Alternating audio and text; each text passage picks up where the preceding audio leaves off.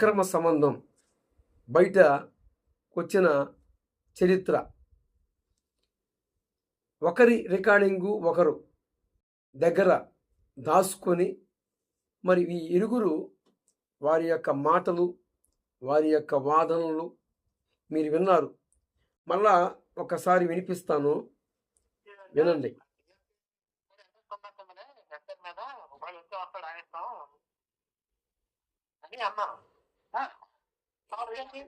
నాకు ఎలా చెప్తుంది, ఎలా వండలేస్తున్నావు నువ్వు నువ్వు అసలు చూసి నువ్వు నాన్న మైండ్ పోయినా నేను తెచ్చేది అది ఆవిడ పిలిచిన ఆవిడ ఏమవుతుంది కదా నాకే జెన్యూను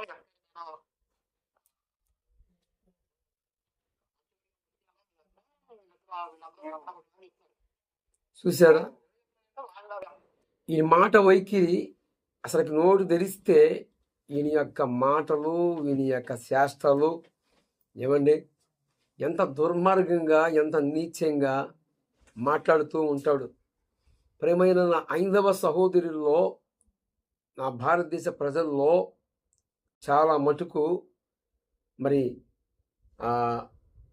తెలియని ఇలాంటి వ్యక్తులు మాటలు విని ఉద్రేకముతోనూ ఈరోజు దుర్మార్గంగా, నీచంగా ఆలోచిస్తూ ఇలాంటి అక్రమ సంబంధాలు కలిగిన ఈ కరుణాకర్ సుగుణమ్మ లాంటి జీవితాలు చూసి విని కూడా ఇంకా మారకపోతే, స్వామి వివేకానందుడు ఏ మహనీయుడి గురించి తెలియజేశాడో, గౌతమ బుద్ధుడు ఏ మహానుభావుడి గురించి, ఏ మహనీయుడి గురించి తెలియపరిచాడో, మరి పుట్టపర్తి సాయిబాబా ఆయన కూడా సృష్టికర్త గురించే తెలియపరిచాడు.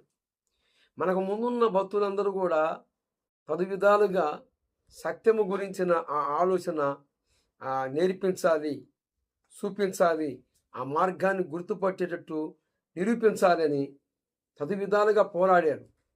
కానీ వారు చెప్పిన మాటలన్నీ కూడా చాలామందిలో మార్పు, చాలామంది జీవితాలు మరి సత్యం ఎవరు, ఆ శక్తి ఎవరు అనేదానికి స్వామి వివేకానందుడు కూడా ప్రబోధ రత్నాకరం అనే ఆ బుక్లో సాక్ష్యం ఇచ్చాడు. ఇలాంటి మనకు ముందున్న భక్తులు వారు మోక్షానికి చేరాలి, పరలోకానికి చేరాలి, నరకం ఉంది, ఆ నరకాన్ని తప్పించడానికి సృష్టికర్తే ఈ లోకానికి వచ్చాడని వారు స్పష్టంగా సాక్ష్యం ఇస్తూ ఉంటే, ఇలాంటి నీచులు, నికృష్టులు, దౌర్భాగ్యులు మరి ఎలాగ ఉన్నారు చూసారా?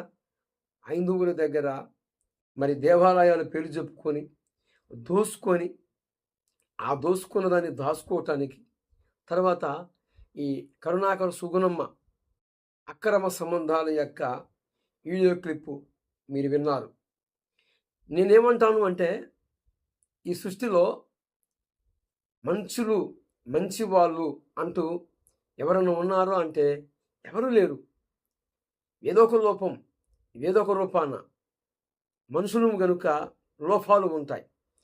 కానీ ఈ కరుణాకర్ సుగుణమ్మ ఏం చేస్తున్నాడు అంటే, ఇతరుల మీద నిందా ప్రచారము, లేని వార్త పుట్టించటము, అబద్ధాన్ని నిజం చేయాలని తదు విధాలుగా ప్రయత్నించాడు. అంత మాత్రమే కాదు, యేసు ప్రభువు వారిని నేనంతో ఇష్టపడి మరి పూజిస్తున్న యేసు ప్రభువు వారిని దూషించటం, మరియమ్మని దూషించటము, రకరకాలుగా నోటుకొచ్చేట్లుగా ప్రలోభాలు పలకటము, గతంలో ఎన్నో క్లిప్పులు, ఇతని మీద ఎన్నో కేసులు. ఏమండి, సభ్య సమాజంలో హైందువులుగా నేను ఒక విగ్రహ సంబంధమైన ఆరాధనలో నుండి యేసు ప్రభు వారిని నమ్ముకున్నాను. అలాంటి మరి చాలామంది నా బంధువులు ఈరోజు యేసు ప్రభు వారిని తెలుసుకున్నారు. యేసు ప్రభు వారిలో మచ్చ లేదు, ముడత లేదు, ఆయన ఎందు వెతికినా పాపము లేదు అని స్పష్టమైన నిరూపణ.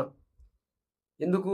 యేసు ప్రభు వారు ఎవరో కాదు, మన పూర్వీకులు ఏ మహనీయుడి గురించి తెలియపరిచారో ఆ మహానుభావుడు ఎవరో కాదు, సృష్టికర్త ఎవరో కాదు, ప్రభువైన యేసు క్రీస్తు వారే.